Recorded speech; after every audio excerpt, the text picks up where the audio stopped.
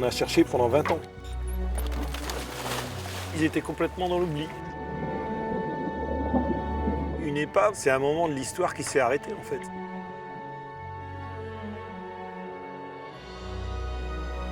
On est comme un vieux couple. Oui, voilà. C'est vrai. Non, non, mais on plonge. Ça fait longtemps qu'on plonge ensemble. J'étais passionné par la Seconde Guerre mondiale depuis tout petit et comme j'aimais la mer, quand j'ai connu Olivier en 1994, et tout de suite ça a matché entre nous. Pour moi, l'histoire a commencé avec la lecture d'un livre qui m'a appris en fait la chute d'un avion au large de Saint-Malo pendant un bombardement. Ça m'a donné envie de le chercher, il fallait que je le trouve. Il y a au moins 2000 cratères sur cette île. Comme elle n'est pas très grande, les cratères se touchent. C'est comme Verdun en fait. On voit toute la baie de Saint-Malo, donc c'était une place très très importante pour les Allemands. On suppose que Halifax arrivait du Cap Fréhel. Ils ont survolé l'île, ils ont bombardé et notre Halifax canadien s'est crashé en mer plus loin. Donc le lieu du crash, il est entre l'Élétrin et la Var, donc ici. En partant des archives, là on a quelque chose de factuel en fait. On a une base de travail de départ. On a pu retrouver le nom de l'équipage, donc il y avait 7 membres d'équipage, il y avait 6 Canadiens et un Anglais. J'avais fait un appel à témoins, j'ai recueilli 8 témoignages. Puisque personne n'en parlait plus depuis plusieurs lustres, je pensais ce drame complètement tombé dans l'oubli, au point que je me demandais par moments si je n'avais pas rêvé. C'est précieux parce que ça nous a déterminé une zone de recherche. Par rapport aux renseignements qu'ils donnaient, en fait, il y en avait un ou deux qui donnaient un renseignement très précis.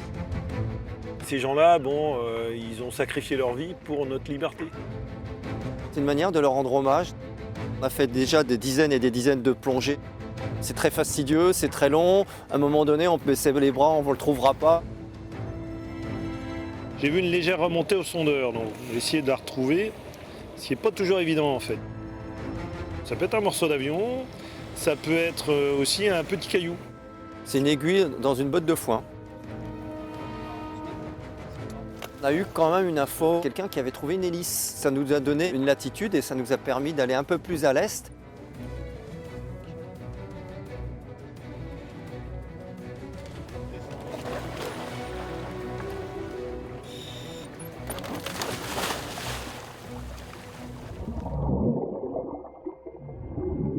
Ce qu'on aime, c'est observer, c'est regarder.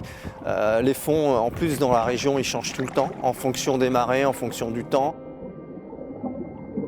On a d'abord trouvé un débris d'aile.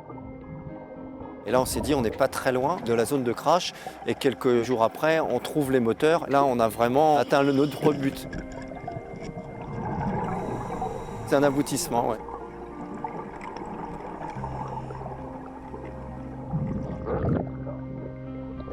Il y avait trop de courant, on n'a pas pu rester dessus. Et donc après, ce qu'on espérait, c'était trouver d'autres débris, mais on n'a rien trouvé aujourd'hui.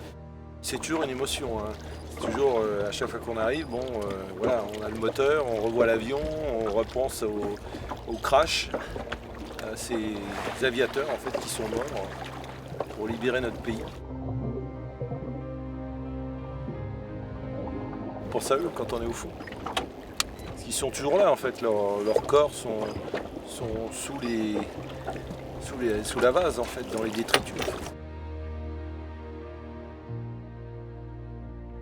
On a tenu à mettre une plaque en fait, et sur cette plaque figurent les noms de tous les membres d'équipage.